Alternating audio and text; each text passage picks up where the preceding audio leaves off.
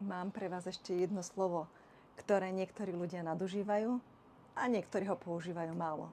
Hlavne u žien často vidím, že toto slovo používajú vždy, keď chcú niečo odmietnúť alebo možno majú iný názor.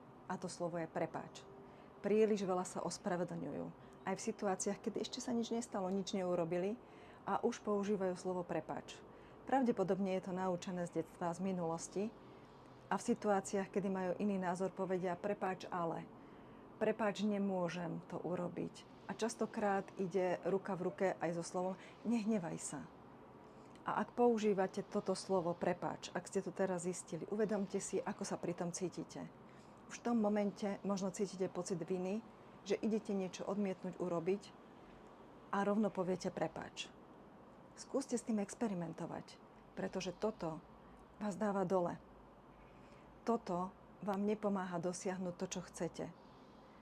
A toto slovo v nevhodnej situácii a kombinácii vás odoberá o silu.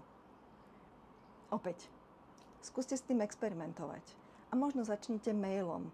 Ak ste zvyknutí v maili písať prepáč, ale, skúste to preformulovať. A uvidíte, čo sa stane. Začnite malými, drobnými krokmi. A možno sa budete cítiť o kúsok vnútorne silnejšia a silnejšia.